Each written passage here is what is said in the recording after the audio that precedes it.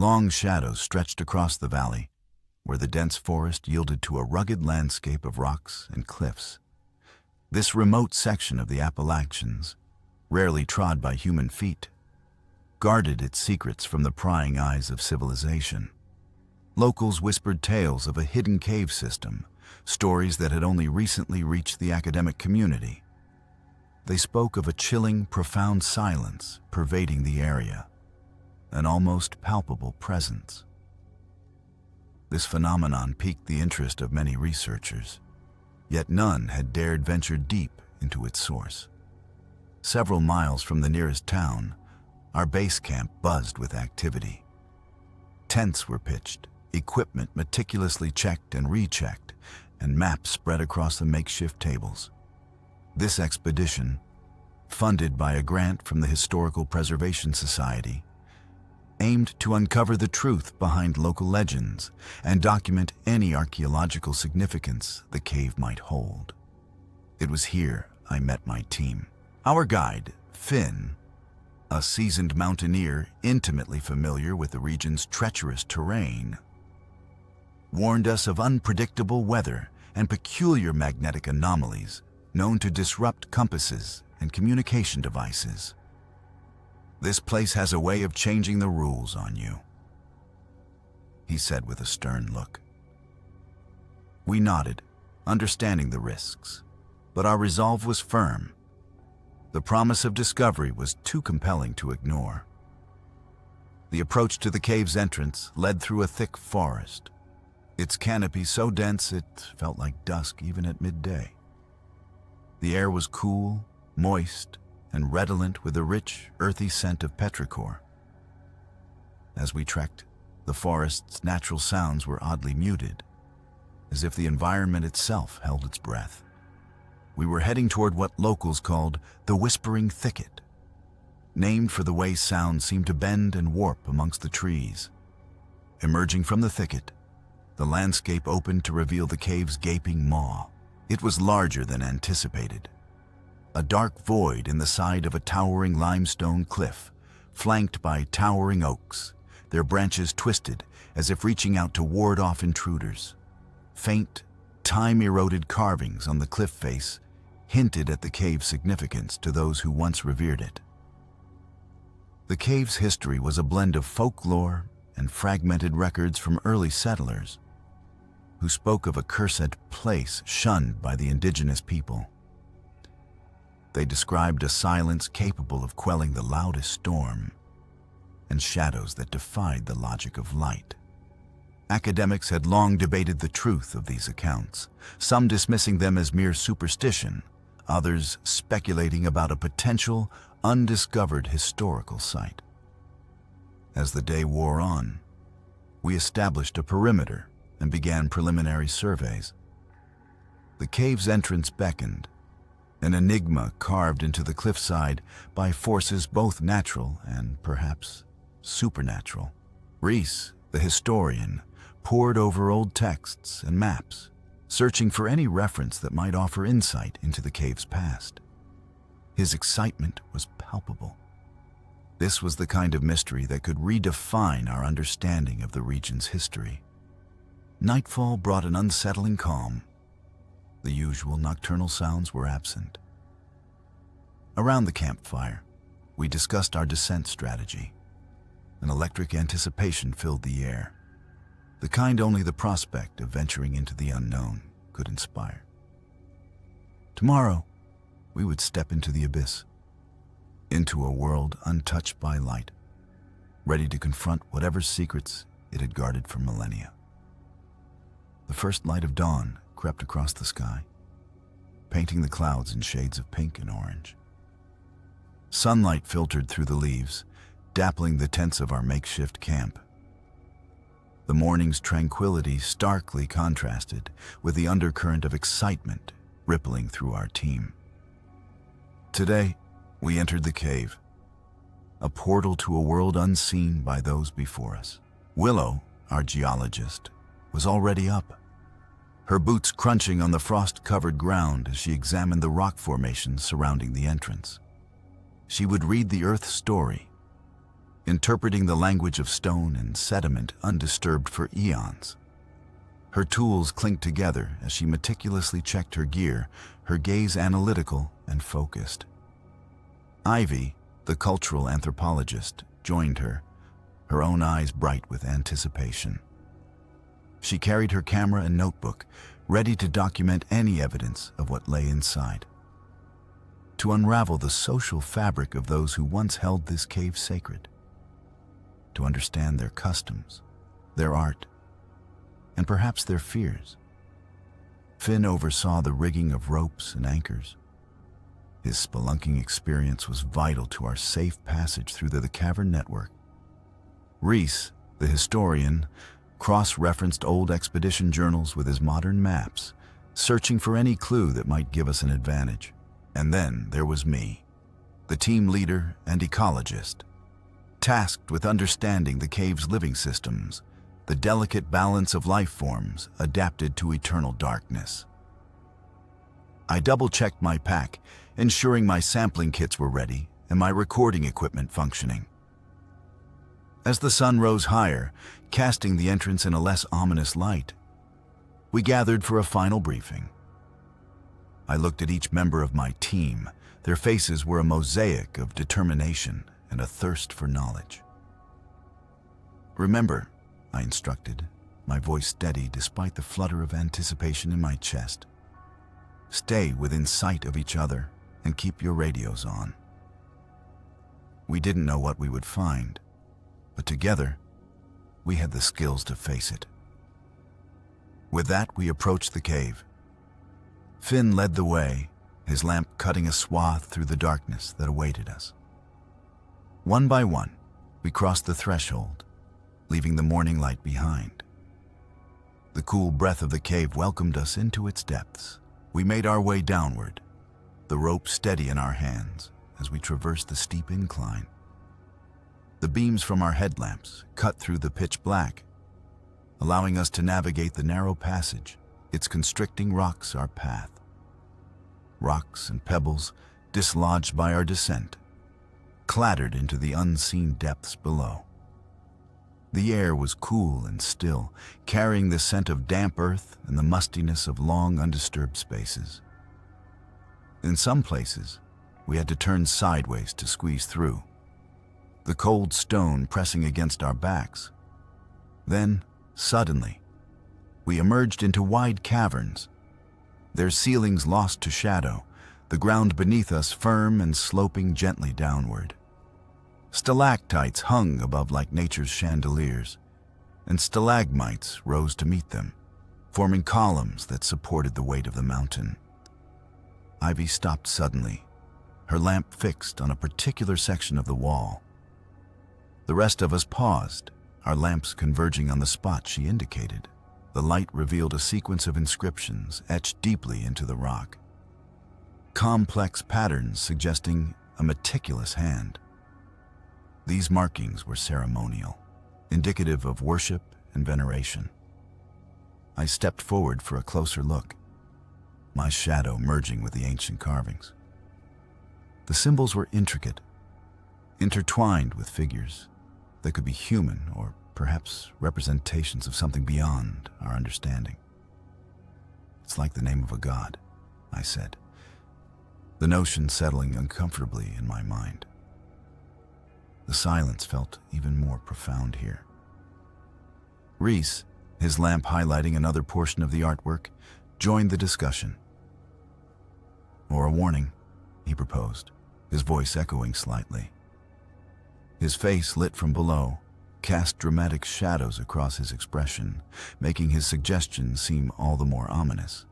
Many ancient civilizations had deities for concepts like death, darkness, or the unknown. This might have been their version. His words hung in the air, a theory that felt increasingly plausible the longer we stood in the hallowed silence of the chamber. The passage narrowed as we pressed on. The beam of my headlamp caught on tiny droplets clinging to the stone, the only evidence of moisture in the arid chamber. Each breath we took seemed loud in the stillness, our exhalations a whisper against the enveloping silence. Willow paused, her hand grazing the wall. "Do you feel that?" she asked, a frown creasing her brow. "The air is stagnant," she noted. Indeed, there was no current, no movement suggesting a connection to the outside world. It was as if the cave was a world unto itself, self-contained and indifferent to the passage of time. As we delved deeper, the silence grew more profound. Finn glanced over his shoulder. "It's too quiet," he muttered. The rest of us nodded in agreement. In a place like this, the absence of sound felt like an oppressive force, a tangible weight against our eardrums. Ivy, who had been documenting the inscriptions with her camera, looked up. "There's no echo," she observed with a touch of disbelief. She clapped her hands once, sharply. The sound was swallowed whole by the cave, leaving no trace. It was an eerie sensation. I found myself speaking less, conserving my words as though afraid to disturb the quiet. The silence was like a presence among us, an uninvited companion that followed our every move.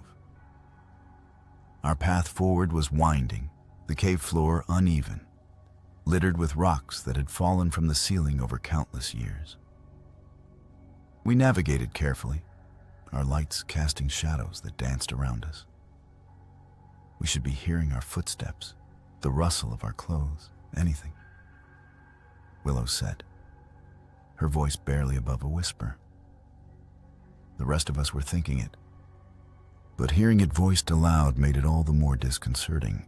This unnatural silence was a puzzle, a mystery that our scientific minds struggled to comprehend. The cave seemed to tighten around us, the air growing cooler still. I noticed a layer of fine dust on the ground, undisturbed, as if we were the first to walk here in millennia. Finally, we reached a wider cavern, a natural atrium where one would expect echoes to dance, but there was nothing. We stood in a circle, looking at one another, the beams of our headlamps intersecting in the middle of the void. The silence here was complete and absolute. The cave's chill was unrelenting, the kind of cold that clung and clawed at every layer of clothing. It was a physical presence, an invisible shroud that wrapped itself around us. My breath was a mist that hung in the air before being swallowed by the darkness. We were a world away from the sun's warmth, in a place where daylight was a memory. The passage, a mere slit in the earth, seemed to tighten around us. The rocky walls, slick with condensation, were close enough to touch. Willow's voice pierced the silence. "Did you hear that?" she asked, her tone sharp with panic. Her headlamp darted from one shadow to the next, searching for a source to the noise that wasn't there. The rest of us paused, listening intently, but the cave offered no repeat of the sound. We were met instead with a rhythmic dripping of water, a natural sound that now seemed out of place. "It's nothing," Finn responded, his attempt at reassurance falling flat in the dense air. His own lamp joined Willow's in a futile dance, beams skittering over ancient formations and the glistening of wet stone. We stood in a collective stillness, the kind that is full of unasked questions and unease. The cave's breath was a cold whisper against our skin, and I couldn't shake the feeling of unseen eyes upon us. The darkness felt thicker now, a barrier against all that was warm and alive. It was as if the very heart of the earth had turned against us, its pulse a slow, cold rhythm that did not welcome visitors. Suddenly, we started to hear whispers. They rose and fell with no clear origin, a sensation similar to a breeze where there is no wind, a soft susurrus brushing against my ears. My skin prickled with the instinctual alertness to the unexplained. Ivy's voice broke through the murmur, low and laced with unease. "This isn't right," she stated, her usual poise as a researcher replaced by the tension of the moment. Reese's hand grabbed my arm.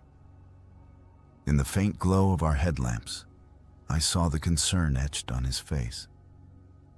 The shadows around us seemed almost playful in their movements, darting just beyond the reach of our lights.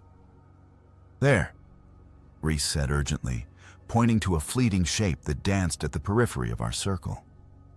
Our headlamps swiveled in unison, beams intersecting at the point he indicated. But the illumination revealed only the stone of the cave's interior. The path descended sharply, and we adjusted our gear, preparing for the steeper descent. The air was cooler here, if that was even possible, and each breath I took felt like inhaling the essence of the deep earth itself. We were intruders in a domain that had remained untouched for millennia, and the cave seemed to acknowledge our presence with a silent, watchful stillness. Finn took the lead, finding footholds in the most unlikely places, guiding us down the natural stairway formed by ancient geological shifts. We followed in a line. The deeper we went, the more the silence seemed to press against us. A physical thing that muffled our movements and weighed heavily on our ears.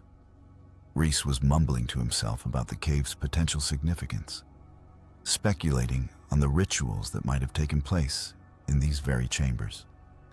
His voice was a low hum that barely carried over the sound of our careful progress. He was lost in thought, one hand trailing along the cave wall, fingers brushing over the rough surface as if to connect with the history embedded in the stone. Suddenly, there was a shift in the atmosphere. A charged moment where confusion spiked through the group.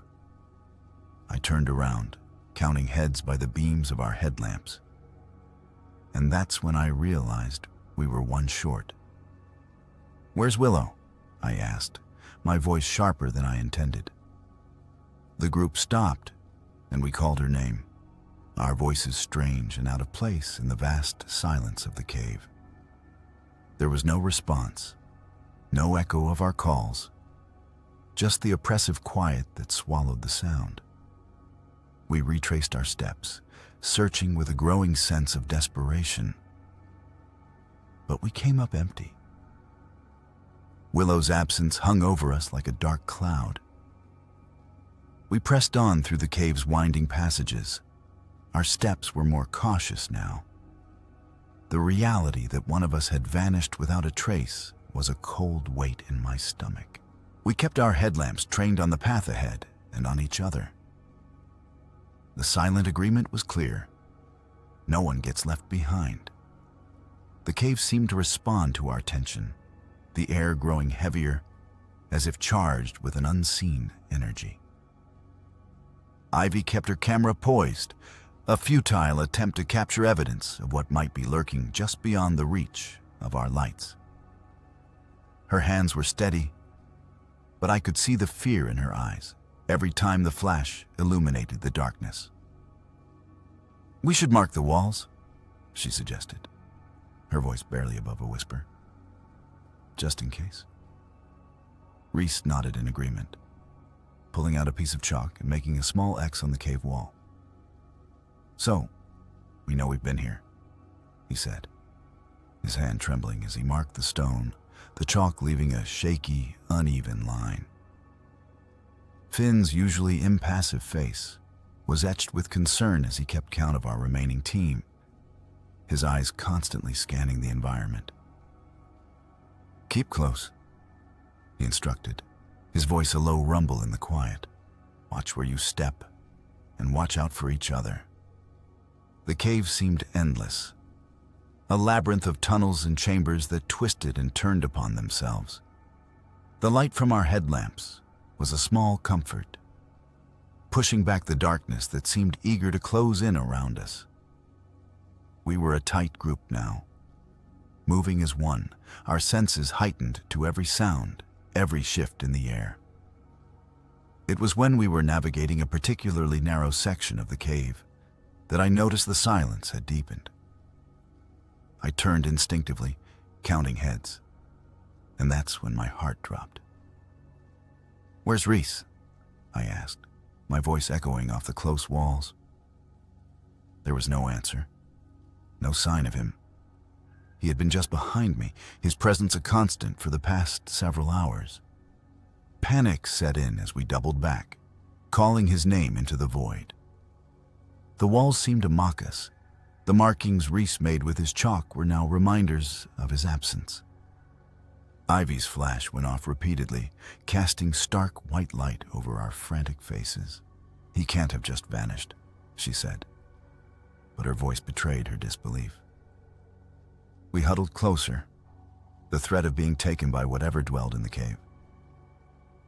A silent scream in our minds. We must find a way out before the cave claimed any more. My pulse thundered in my ears. The oppressive silence of the cave amplified the sound, making it seem as if my heartbeats were the only noise in existence. Ivy and Finn's faces were washed out by the white beams from our headlamps, their expressions tight with fear and fatigue.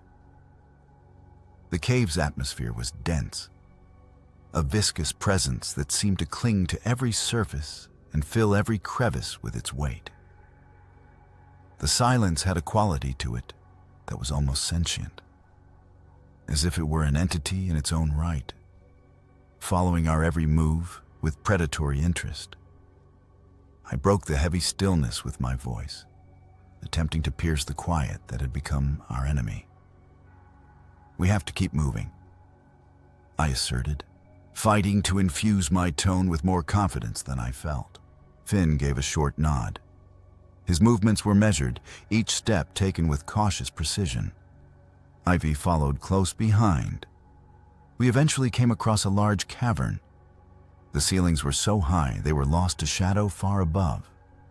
The walls stretched out wide, decorated with inscriptions that were intricate and sprawling. Ivy moved like one in a trance, drawn to the carvings as she deciphered their ominous message. Her beam of light traveled over the figures and symbols meticulously etched into the rock. This is a warning," she said, her voice laced with a horror that had been building since our descent. "What does it say?" Finn questioned, a demanding edge to his voice that underscored the urgency of our situation. Ivy hesitated, her throat moving with a hard swallow as she processed the gravity of the words before her. "It speaks of the dark silence as a guardian of the deep, a keeper of secrets," she relayed with a tremor in her voice. "It's not just a deity. It's a curse for those who dare to wake it." The words hung heavy between us, burdened with a meaning as ominous as the shadows that pressed in from the edges of our light. A cold sensation crept along my spine, winding its way like ice through my veins. "A curse," I repeated the word, tasting bitter on my tongue. Panic, that wild, unruly beast, gnawed at the edges of my mind, threatening to overpower my senses with its ferocity. "We need to find a way out," I asserted, the words tumbling out in a rush, a verbal manifestation of the fear that spurred us into action. "We've got to move, or we'll end up like the others," I added. Finn's gaze locked with mine, a silent communion of terror and understanding passing between us. His eyes mirrored my own fear. "Let's go," he commanded, his voice a gruff bark that propelled us into motion. My breathing was ragged. My lungs burned with the effort of pushing through the narrow, jagged passages of the cave. Finn was just ahead. Ivy's breathing was heavy behind me. Our pace was desperate, a scramble over rocks and through tight crevices that threatened to trap us as they had trapped others before. The passage widened slightly, granting us a brief respite from the oppressive confines of the earlier crawl spaces. Here, the cave opened into a small grotto, a chamber scattered with the haunting evidence of previous expeditions gone awry. Amidst the debris, The dim beams of our headlamps illuminated a chilling sight.